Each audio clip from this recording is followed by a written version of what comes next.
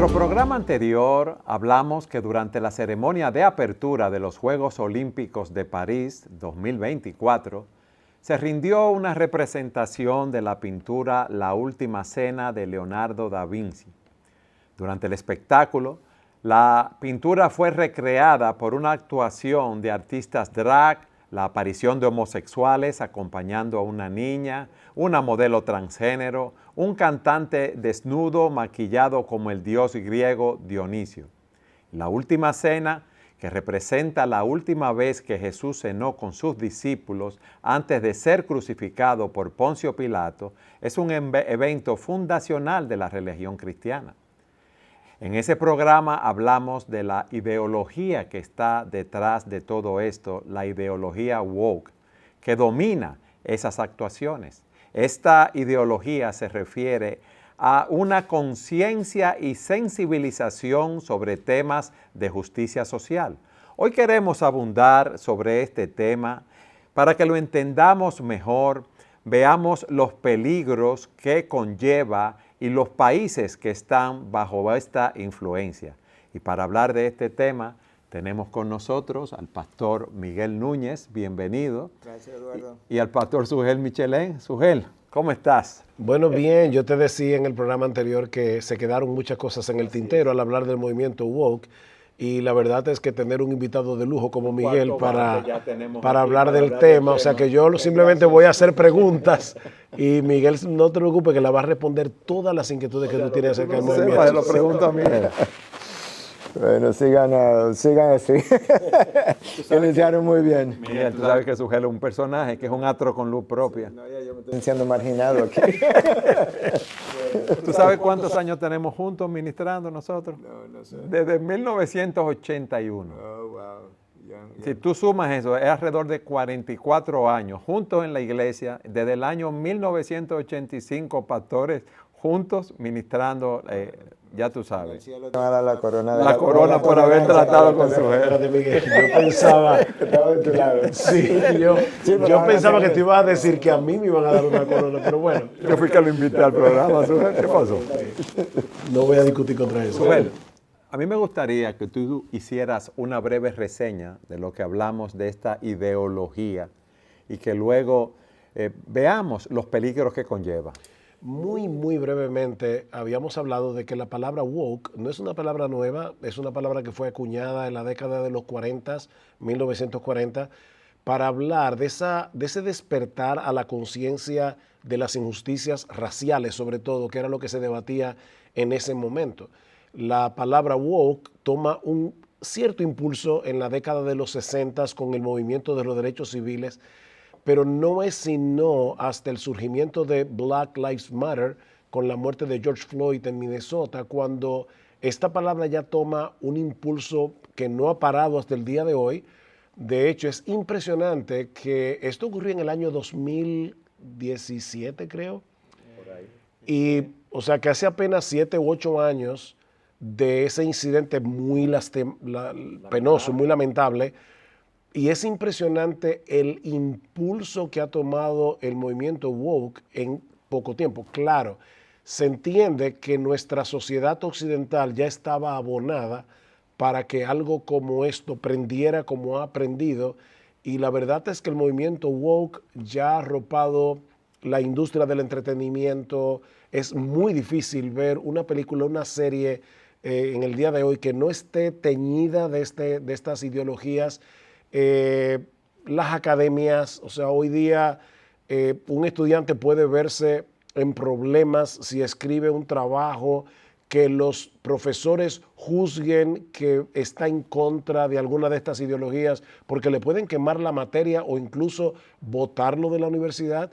Nosotros tenemos un caso como el de Jordan Peterson en Canadá. Jordan Peterson es un psiquiatra, un psicólogo muy reconocido, que ha tenido muchísimos problemas en Canadá porque él ha levantado su voz en contra de estas ideologías, porque irónicamente él entiende que abogando por la diversidad y abogando por la tolerancia, lo que nosotros tenemos al día de hoy es una ideología que es completamente intolerante contra todo aquel que vaya en contra de sus postulados esenciales. O sea que es en realidad, yo creo que uno de los movimientos más intolerantes que nosotros hemos visto en décadas en la sociedad occidental. Pero ese movimiento ha copado los centros educativos o está trabajando la cultura popular en el cine, en la televisión, en todas esas áreas. Tiene mucha fuerza. Muchísimo. Sí. Bueno, es que usualmente a lo largo de la historia, eso es como las filosofías han trascendido. Comienzan a discutirse en centros académicos y en ese punto todavía la sociedad no conoce gran cosa de ellas o nada. Y pasan años, fíjate que esta palabra woke se acuña en 1940 y se comienza a discutir en centros académicos a manera de corrientes de pensamiento, pero no toma fuerza hasta mucho después. Entonces eso pasa como a lo que llaman en inglés kitchen table talk. En la casa comienza a hablarse, pero no es una cosa que está ahí afuera. Entonces el tercer nivel de trascendencia es la sociedad, que es donde está esto, y que ocurrió de una forma masiva, rápida también porque los medios de comunicación lo favorecieron.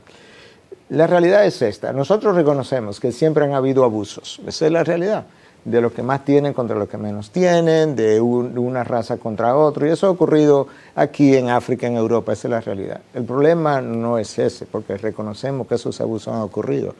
El problema es que esta teoría postula que esos abusos responden a estructuras gubernamentales y educativas que nos forman a todos de esa manera. Entonces, si yo soy blanco, por definición, y vivo en Estados Unidos sobre todo, porque en Latinoamérica estamos más mezclados, por definición yo soy considerado racista, simplemente porque yo soy blanco, porque yo formo parte de ese círculo que le dio forma a las instituciones educativas y a las estructuras gubernamentales. Entonces, esa es como la primera parte de la teoría. Entonces, ahora nosotros, si queremos cambiar eso, tenemos que cambiar no una persona, lo tenemos que cambiar las estructuras de poder y de educación. Y para hacer eso hay que deconstruir todo lo que la civilización había construido. Entonces ya todo está mal y todo hay que enseñarlo de nuevo. Y se asume, incluso la historia hay que deconstruirla. Se asume que los que escribieron la historia en el pasado estaban prejuiciados en contra de muchas de estas minorías y que la escribieron a su manera. Pero ellos están asumiendo que ellos que la van a escribir ahora no van a estar prejuiciados. O sea, ellos sí estuvieron, pero nosotros no lo vamos a estar. Entonces ahora hay que reescribirlo todo y eso es parte de, ¿sabes? Una sombrilla grande, critical race o raza crítica, critical theory, teoría de crítica, luego teoría crítica de la raza, que ya es más en esa dirección del wokismo. Y dentro de eso está este movimiento. Es lo que decíamos en el programa anterior, que la misma idea del estar alertas o stay woke, estar despierto, implica que aquellos que no estamos de acuerdo con esas ideologías estamos durmiendo. O sea, todavía no hemos despertado. De manera que la meta del movimiento woke, aunque como te decía la vez pasada, es un movimiento descentralizado, porque no es que hay un papa wokeista que dicta todas las cosas, es un movimiento descentralizado. Pero la meta del movimiento es que toda la sociedad despierte a lo que ellos llaman despertar a la realidad. Porque como decía Miguel ahora, ahí viene la ironía. O sea, ellos dicen, nosotros tenemos que, por ejemplo, descolonizar el currículum universitario. ¿Qué significa eso? Bueno, que nosotros tenemos que eliminar del currículo que se enseña en una escuela o en una universidad todo lo que es eurocentrista, o sea, todo lo que es centralizado en la historia de Europa, pero la realidad es que quienes fueron los que vinieron a los países que hoy conocemos como América Latina fueron europeos. Entonces, ¿cómo tú cambias la historia? Pero es que tenemos que, a la larga, ideologizar a esta nueva generación que está subiendo para que ellos encajen dentro de la ideología del movimiento woke. Mira, Sujel, todo el mundo tiene derecho a expresar sus ideas en una sociedad, pero ellos están polarizando esa situación. Ellos quieren imponer sus ideas a todo el mundo y no debe ser. Y el problema es que al hacerlo, entonces están, vamos a decir así, promoviendo ideas que son absolutamente contrarias a la palabra de Dios, pero a la realidad observable. Porque al final de cuentas, las cosas son como son. O sea, yo no puedo ahora porque un grupo de personas diga que son hombres atrapados en un cuerpo de mujer, el movimiento transgénero o viceversa, y que ellos han sido marginados por sus preferencias sexuales, etcétera, eso no elimina la realidad de que el hombre es hombre, la mujer es mujer. El hecho de que yo trate de ideologizar a los demás para que se pongan un lente no va a cambiar su ADN. El ADN de este hombre disfrazado de mujer es el ADN de un hombre, y el ADN de esta mujer disfrazada de hombre, es una mujer. Entonces, al final de cuentas, lamentablemente, lastimosamente, están promoviendo una locura colectiva en esta sociedad que de verdad ha perdido el norte, navegando en un océano de relativismo casi absoluto. Y digo casi absoluto porque hay una sola cosa que según ellos no es relativa, y es la ideología woke. Parte de la problemática también que estamos enfrentando es la violencia con la cual ellos quieren esparcir estas ideas, porque lo hemos visto a partir de lo que pasó en Minnesota con George Floyd. La ciudad quedó destruida y la sociedad al día de hoy no se ha levantado en términos de la destrucción que ocurrió. Entonces, en vez de, vamos a asumir que ustedes crean que verdaderamente estas ideas tienen el peso que ustedes dicen, en vez de procurar entonces enseñar esto como se han enseñado otras ideologías y filosofías en universidades y demás, independientemente de que estén correctas o no, no es que ha acudido a una violencia y a una supresión, o por lo menos el deseo, de otras ideas que conviven contigo en una sociedad como la nuestra, donde debiéramos convivir todos con ideas que diferimos, pero donde hay una libertad de expresión. Pero entonces ahora, como el movimiento cristiano es el que más pudiera hacerle la contraparte a estas ideas, creyendo en una justicia social, pero una justicia social como la Biblia la plantea, no necesariamente como el movimiento lo entiende. Porque yo puedo ser racista, pero eso no te hace a ti racista. El problema es que si tú y yo fuimos a la misma universidad, tienes etiqueta. Exacto, ya tú también eres de esa forma, que tú perteneces al sistema que te formó. Lo peor que le puede ocurrir al ser humano es hacerle creer al otro que él es una víctima.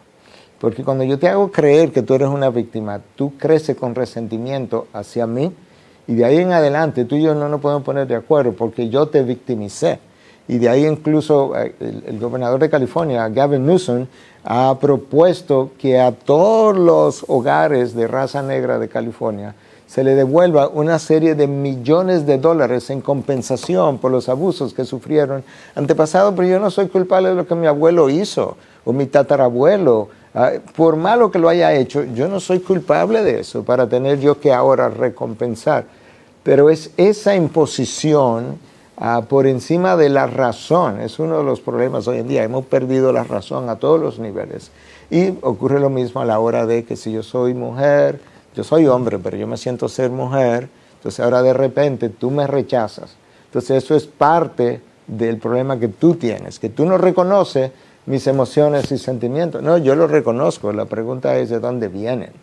Porque, usando un ejemplo que lo he usado en otras ocasiones, como médico que soy, si alguien viene donde mí y me dice, como una mujer de 21 años, 22 años, que tiene 80 libras, pero que ya se ve gorda y que le haga una liposucción, yo sé dónde está el problema. Hay una errónea percepción de quién tú eres, y porque tú te veas gorda no te voy a hacer una percepción. No creo que habría un médico tan loco como que pudiera querer hacer algo así. Pero cuando yo hago lo mismo, en términos de yo soy hombre, pero me siento ser mujer, ahí sí te considero como estar en la posición correcta de tu percepción de una cosa que no lo eres genéticamente, no lo eres hormonalmente, no lo eres desde el punto de vista de órganos genitales, no lo eres desde el punto de vista ni siquiera de tu estructura cerebral, que comienza a ser masculinizada en un niño a la edad de 12 semanas, ya comienza el cerebro a ser bañado por testosterona. Entonces, en vez de objetivizar esas cosas, nos hemos ido al área de las emociones, los sentimientos, y ahora me defiendo bajo este nuevo movimiento de que tú lo que eres un supresor de las minorías. Y entonces viene la otra parte, y con eso cierro ahí, del interseccionalismo, ¿verdad? Si yo soy latino, entonces también tengo color negro, y también soy pobre, y también crecí en no sé dónde, entonces ahora yo tengo un % mucho más alto de que tú me marginalices o de que tú me desconsideres simplemente porque yo tengo varias cosas en contra mía, versus alguien que también es latino, pero es blanco y tiene cierta cantidad de dinero. Es una locura lo que tenemos hoy, y ahí estamos. De paso, Eduardo, perdón, ya que Miguel mencionó la palabra interseccionalismo, y este es un programa de Entendiendo los Tiempos, sí. Yo creo que es muy importante, porque esta idea es central de la crítica, la teoría de crítica de la raza, sería en español. Uh-huh. La teoría crítica de la raza, que es fundamental para entender también el movimiento woke. Y esa palabra fue acuñada por Kimberly Crenshaw en 1989, y la idea es la siguiente. Cuando hablamos de opresión, cuando hablamos de marginalización, cuando hablamos de discriminación, tenemos que entender que se interseccionan muchas cosas. Como decía Miguel, no es lo mismo, decía Miguel fuera de cámara ahorita, no es lo mismo que una persona sea homosexual, pero también sea negra, pero también sea pobre, a una persona que sea homosexual, pero que sea blanca y que sea rica.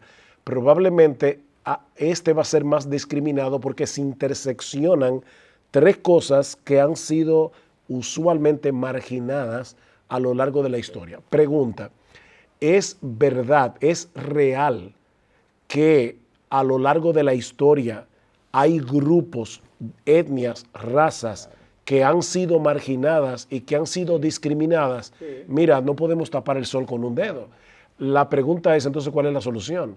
La solución no es el movimiento woke, la solución no es la teoría racial de la crítica, que lo que hace es dividir aún más la sociedad y victimar más al que se cree víctima. La respuesta está en el cristianismo, porque cuando nosotros defendemos el hecho incontrovertible de que el hombre fue creado a la imagen de Dios, ese es el gran equiparador de toda la raza humana. No importa si tú eres blanco, si tú eres negro, si tú eres rico, si tú eres pobre, si eres hombre, si eres mujer, todos fuimos hechos a la imagen de Dios. Y de hecho, de paso, una de las críticas que se le hicieron al programa anterior es que alguien decía, no, esas personas que diseñaron los juegos, la inauguración de los juegos, no son imagen de Dios. Ellos son imagen de Adán. Pero es que Adán es imagen de Dios y el hombre todavía permanece la imagen de Dios distorsionada en el ser humano caído. Pero vemos en Hechos, en Génesis, capítulo 9, versículo 6, como Dios dice que el que derramare sangre de hombre, por el hombre, es decir, por el gobierno civil, su sangre será derramada, porque a imagen de Dios es hecho el hombre. Y eso fue declarado después de la caída. Santiago, dice Santiago capítulo 3, ¿cómo yo puedo con mi boca bendecir a una persona y al mismo tiempo maldecir a otra, bendecir a Dios y maldecir a un ser humano que fue creado a la imagen de Dios? O sea que aunque el hombre ha caído y el hombre tiene una imagen de Dios distorsionada, todavía sigue siendo un ser humano digno, porque la imagen de Dios sigue plasmada en él, aunque embarrada por causa del pecado. Y yo debo tratar al ser humano con la dignidad que merece, pero no porque pertenece a una minoría, sino porque es imagen de Dios igual que yo. Hay una historia muy famosa eso es de la Edad Media, un general se cae una moneda al piso y se pasa ratazo buscando la moneda que se había caído, y una persona comentó, pero qué tacaño es este hombre, porque esa moneda es una moneda que no vale tanto. El general lo oyó y le dijo, no, la razón por la que yo estoy buscando esa moneda en el fango no es porque la moneda sea valiosa, es porque ella lleva impresa la imagen del rey, y por lo tanto yo no puedo dejar que siga siendo pisoteada. Y yo creo que esa idea debe impactar a la mente de cualquier persona que profese ser creyente al mirar a cualquier ser humano, no importa inclusive su preferencia sexual. Porque una persona puede tener una preferencia sexual distorsionada y sigue siendo un ser humano creado a la imagen de Dios, que lamentablemente está siendo dañado por su propio pecado. Es así como tú decías en un programa anterior, no sé si recuerdas que hablábamos de la imagen de Dios. A los presos debemos tratarlos bien porque tienen la imagen de Dios, a las personas que tienen otras tendencias sexuales, a los enfermos, a los pobres, a todo el mundo, porque todos tenemos esa imagen que ha sido desfigurada por el pecado. Pero si no, tú primero. Cuando los valores cristianos impactaron sociedades en Europa, en Estados Unidos, no estamos diciendo que cristianizaron la sociedad, pero las impactaron. Cuando estos valores hicieron eso, muchas de las leyes que se pasaron fueron basadas precisamente en el entendimiento de que había una ley natural proveniente de un Dios. Esa ley natural, escrita en el hombre, nos hacía valiosos a todos nosotros, de igual manera, basado justamente en lo que es la imagen de Dios, del Dios creador en ese hombre.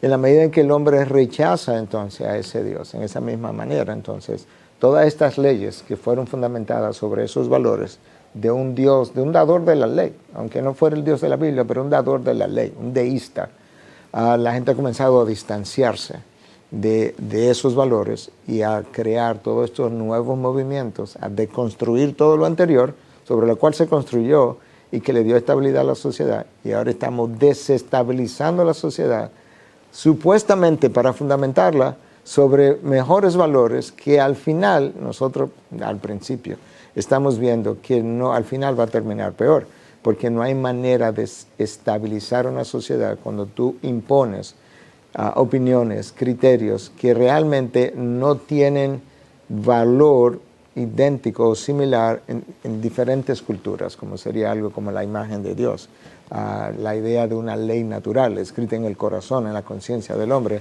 Cuando tú no puedes igualar eso, tú vas a terminar con un mundo como el que estamos viendo, un mundo en deterioro, que se está desbarrancando, si pudiéramos decirla, usar la palabra. Y ahí estamos hoy. Miguel, tú utilizaste una palabra hace un rato, decías que es una locura esta ideología, porque es algo antinatural en muchos sentidos. Pero hay muchas personas siguiendo eso. Y es verdad que el hombre sin Dios está muerto en delitos y pecados, tiene el entendimiento entenebrecido, pero estamos actuando de una manera, un estado de locura, como tú dices. Bueno, es que lamentablemente si te alejas de Dios, eso es donde terminamos. Sí.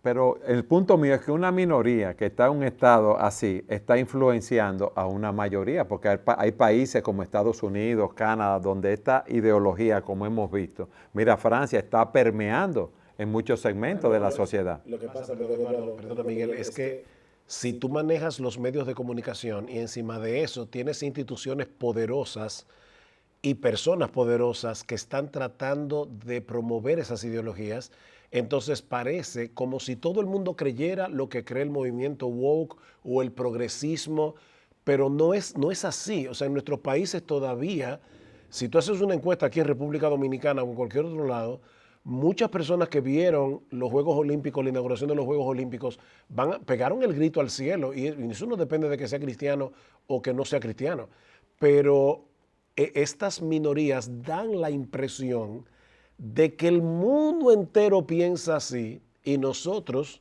somos ahora la minoría. O sea, nosotros somos los que estamos extraviados y los que tenemos que arrepentirnos, porque como yo te decía en el programa anterior, esto es una religión que tiene sus dogmas, tiene sus pecados, tiene su arrepentimiento. Hay compañías, por ejemplo, que en el pasado ellos tiraron un anuncio que hoy es políticamente incorrecto. Y esas personas probablemente han tenido que dar mucho dinero a agendas de este tipo como una especie de indulgencia. O sea, ellos están comprando el perdón. Ahora tienen que promover este tipo de cosas y mostrarse claramente que ellos son inclusivos para no ser estigmatizados, porque esta religión del wokismo también tiene su excomulgación y tiene sus herejes. Es una religión, funciona como una religión. Para apoyar o continuar algo de lo que Sugel dijo al principio de su última explicaciones, esta es la primera revolución que está siendo llevada a cabo de arriba hacia abajo en toda la historia.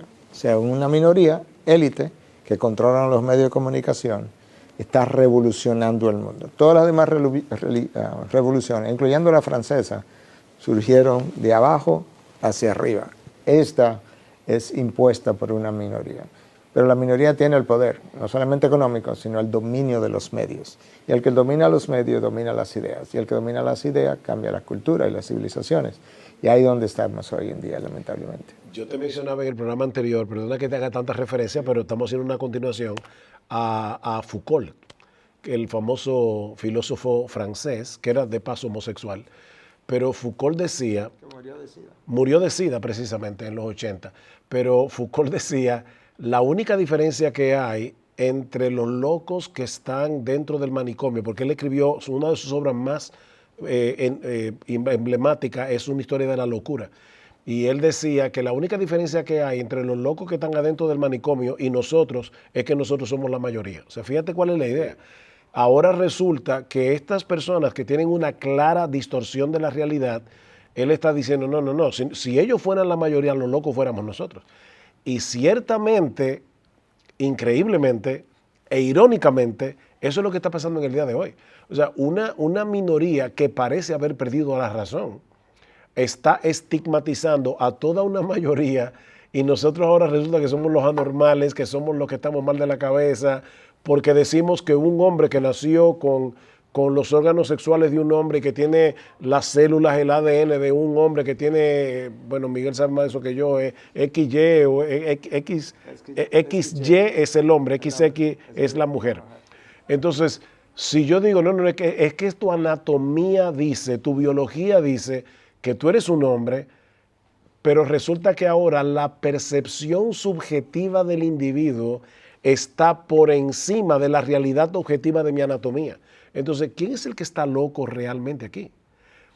Ahora, yo no estoy diciendo esto ni para burlarme de personas que sufren de disforia de género, que es como esa es la etiqueta, ¿verdad? Una persona que está inconforme, no se siente cómoda con el sexo. Que se siente atraída hacia el otro sexo. Entonces, sufre de disforia. Realmente, yo debo sentir pena y debo sentir lástima por ese tipo de personas, tratarlas con amor y intentar rescatarlas con el poder del evangelio. Yo no me estoy burlando de ese tipo de personas. Pero si yo amo a una persona que sufre de una disforia de género, lo correcto es que yo trate, como decía Miguel hace un momento, de una persona que tiene un peso normal, pero ella se ve gorda cuando se mira al espejo. ¿Qué yo debo hacer? Como Miguel decía hace un momento, ¿le hacemos una liposucción porque ella cree que está gorda o la ayudamos a corregir la distorsión mental que no le está permitiendo ver la realidad que el espejo le está diciendo? Obviamente, una persona sensata diría, no, tenemos que ayudarla aquí, no aquí. Entonces, ¿quién es que está amando realmente? Sí, el que quiere llevar a una persona a conformarse a la realidad, a la verdad absoluta que viene dada por la palabra de Dios, porque somos creados a la imagen de Dios y debemos percibirnos como Dios nos hizo. Fíjate, Eduardo, nosotros podemos pensar racionalmente cuando se trata de esta muchacha de 80 libras con anorexia nervosa. Podemos pensar racionalmente, pero no podemos pensar racionalmente cuando se trata de la sexualidad humana, porque ahora estamos en este movimiento que quiere apoyar todo lo que son las emociones. Déjame devolver un poquito, porque yo creo que es importante. Esto que está pasando no se hubiese podido dar sin que dos cosas hubiesen ocurrido en la sociedad. Uno, el movimiento postmoderno, que nos llevó a pensar que las palabras no tienen significados en sí mismas, sino que el significado se la da al interlocutor. Y donde estuvo detrás de eso estuvo Foucault y estuvo Jacques Derrida en Francia también. Que también era francés. Los dos eran franceses. Eran franceses. Entonces ambos apoyaron este movimiento postmoderno que literalmente planteó que para crear una revolución teníamos que cambiar el significado de las palabras. Judy Butler de la Universidad de Yale fue una de las primeras que planteó esa idea, que si queríamos cambiar la sociedad teníamos que cambiar el significado que las palabras tenían. Esa es una parte. Si eso no se da hoy, quizás no tuviéramos una lucha tan fuerte como la estamos teniendo. Pero lo otro que tenía que darse es el individualismo extremo en el que la sociedad se encuentra, del cual escribió Carl Truman recientemente un par de libros acerca del triunfo del yo moderno. Porque en mi individualismo yo quiero no solamente que apruebe mis emociones y sentimientos, sino que los legisle y que la legislación me los apruebe. Y que te condene a ti si tú no lo ves de esa manera. Pero eso es el individualismo de la sociedad. Porque anteriormente, en el sentido comunitario que teníamos, eso jamás se hubiese dado. Porque hubiésemos estado pensando en términos de la colectividad y el daño que se le hace. Pero el individualismo es tal que queremos llevar incluso a los legisladores de cada nación a que protejan la individualidad. de cada persona, más allá de lo que es el valor de la vida y una serie de cosas que sí, que hay que protegerse a cada cual, pero no las emociones, no los sentimientos. Y ahí es donde estamos. Y esas dos cosas precedieron a todo esto que estamos viviendo. Ahora, añádele a eso Romanos 1, porque Pablo dice, ¿cuál es el problema a la larga? Una deshonestidad intelectual. Miguel mencionaba a Jacques Derrida. Jacques Derrida dice, las palabras, cuando tú las escribes o las pronuncian, no tienen un significado fijo, porque ahora depende de cómo tú, el que le está oyendo, leyendo, interprete la palabra. Ok, ¿cuál es el problema con esto? Vamos a ser lógicos ahora. ¿Cómo es posible que Jacques Derrida escriba un libro con palabras para convencerme que las palabras no tienen un significado fijo? Eso es una locura, porque tú quieres que yo interprete lo que tú estás diciendo, y lo que tú estás diciendo es que las palabras no tienen un significado fijo. Vuelvo y te repito, es una deshonestidad intelectual. Pero míralo, esa misma deshonestidad de otra manera. Es verdad que ahora nos están diciendo que las palabras no tienen un significado fijo. Sin embargo, al mismo tiempo están usando el lenguaje como un arma para promover sus ideologías. Por ejemplo, fue precisamente, ahora se me fue el nombre de la cabeza, un homosexual en la década de los 70, ahora, se me fue el dato, pero fue el que acuñó la palabra homofóbico. Entonces ahora resulta que todos los que se oponen a la ideología de género, al movimiento LGBT, somos homofóbicos, cuando en realidad es verdad que tú puedes ser homofóbico defendiendo el cristianismo, pero porque estás defendiéndolo mal, porque lo estás defendiendo de una manera inadecuada. Pero a la larga lo que nosotros somos es agape, o sea, yo no sé qué palabra acuñar, pero en realidad no estamos siendo homofóbicos, nosotros estamos amando a esas personas y tratando de ayudarlas a tener una percepción correcta de sí mismos. Nosotros hemos explicado lo que es este movimiento, los peligros que hay, cómo se ha desarrollado, cómo ha influido en otros países. A mí me gustaría que cada uno de ustedes nos diga cómo podemos combatir esta ideología. Bueno, yo creo que por un lado la verdad tiene que ser expresada, defendida, enseñada, pero tenemos que ver la verdad o sus diferentes expresiones como las olas del mar. Tiene que ir una, tiene que ir otra y tiene que ir otra. No es como que ya hicimos este programa, ya lo expresamos, ahí se quedó todo. Eso es una ola, eso no va a tener fuerza, o sea, luego tú vas a tener que hacer otro programa, o tú vas a tener que ir a otro lugar, o escribir un libro, o hablarlo del púlpito. Tenemos que seguir empujando lo que es la verdad.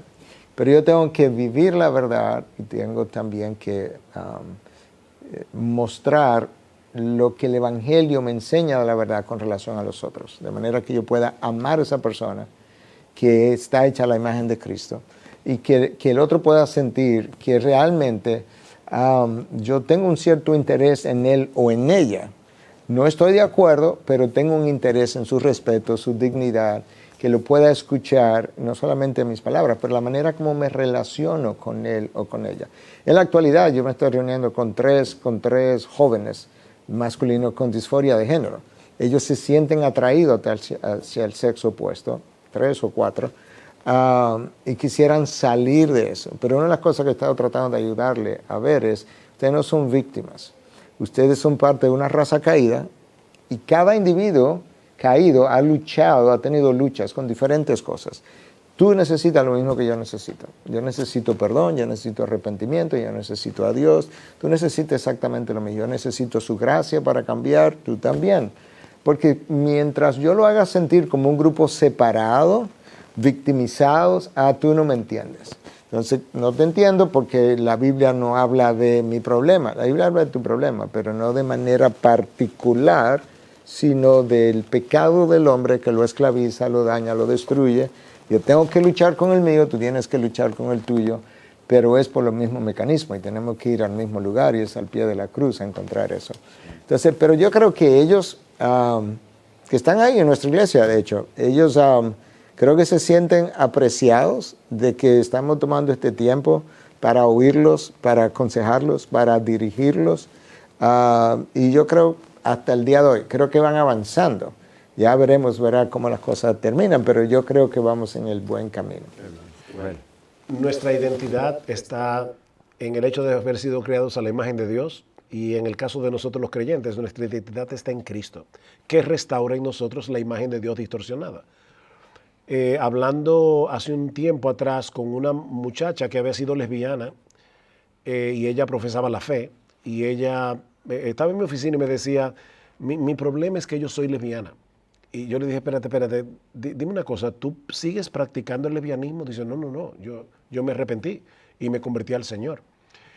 Y yo le cité 1 Corintios capítulo 6, donde Pablo dice, no erréis, ni los fornicarios, ni los adúlteros, ni los afeminados, ni los que se echan con varones, ni los avaros, ni los maldicientes. Como yo te decía anteriormente, Pablo no solamente se centra en la homosexualidad, y hay varios pecados, pero dice, ninguno de ellos que practican esos pecados heredarán el reino de Dios. Y esto erais algunos de vosotros. Y yo le decía, mira, no hables de ti misma como yo soy. Tú puedes decir, por la gracia de Dios en Cristo, yo era.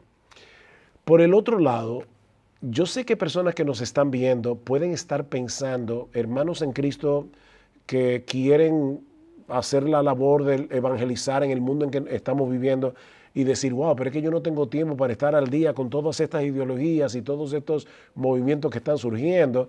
Bueno, yo no creo que el Señor quiera, que sea la voluntad del Señor, que todo cristiano necesariamente tiene que estar al tanto de todas estas ideologías. Yo creo que Dios da hombres a su iglesia, hombres y mujeres, y en esta época nosotros tenemos la gracia de contar con hombres y mujeres como Carl Truman o Nancy Pearcey, que han escrito libros sobre este tema y se han podido dedicar a esto, que bueno, gloria al Señor. Pero lo que sí debemos conocer es la verdad. amén. Y ahí es donde el púlpito de las iglesias juega un papel extremadamente importante. Cuando predicamos la palabra de Dios fielmente y vamos a través de la Escritura, texto tras texto tras texto, nosotros no estamos simplemente enseñando la palabra, y sí, gloria al Señor que podemos hacer eso, estamos formando una cosmovisión. Estamos dándole a nuestros creyentes, a nuestros hermanos, los lentes a través de los cuales ellos van a mirar la realidad, y cuando vengan estas distorsiones, ellos van a poder decir, no, esto no es conforme a la verdad. Yo no sé cómo se originó este movimiento tal o cual, quiénes son sus ideólogos más importantes, cuáles son todos los dogmas que esta ideología promueve, pero yo sí sé una cosa, eso no es conforme a la verdad de la palabra de Dios. Y por lo tanto, creyente que me estás mirando, tú tienes una responsabilidad personal de conocer tu Biblia, pero también pastores que nos están escuchando, nosotros tenemos una responsabilidad de ser atalayas, hablando la palabra de Dios, predicando la palabra de Dios, texto tras texto tras texto, para formar una mente cristiana. Decía Harry Blamires hace años, no sé si en la década de los 40, no me acuerdo tampoco, Harry Blamires escribió hace mucho tiempo, y él decía, lamentablemente la mente cristiana se ha evaporado del evangelicalismo. No estamos hablando del mundo allá afuera, es que la mente cristiana se ha evaporado, y tú tienes cristianos que profesan conocer a Cristo, que profesan creer en el evangelio, pero a la hora de conectar los puntos no pueden. Y de hecho se está levantando una generación que peligrosamente no entiende por qué nosotros estamos en contra del aborto, no entiende por qué nosotros, en las iglesias, yo no estoy hablando de personas allá afuera, estoy hablando de jóvenes en nuestras iglesias que dicen, pero ¿cuál es el asunto? O sea, ¿cuál es el problema con que una persona diga que tiene, que es transgénero, que tiene... No pueden conectar los puntos, y somos nosotros los que estamos llamados a predicar la palabra de Dios de tal manera que ellos sí puedan conectar los puntos. Amén. Mis hermanos, gracias. A ti, Eduardo, una vez más por la oportunidad de compartir contigo en este tema, placer, y con siempre. Sungel también. Siempre es un placer tenerlos aquí. Un gozo y un gozo enorme poder estar con Miguel en este programa. Los invitaremos más a menudo. Espero que no me digan que no. Claro que no. Ahí estaremos. Y gracias a todos ustedes por habernos acompañado en su programa Entendiendo los Tiempos.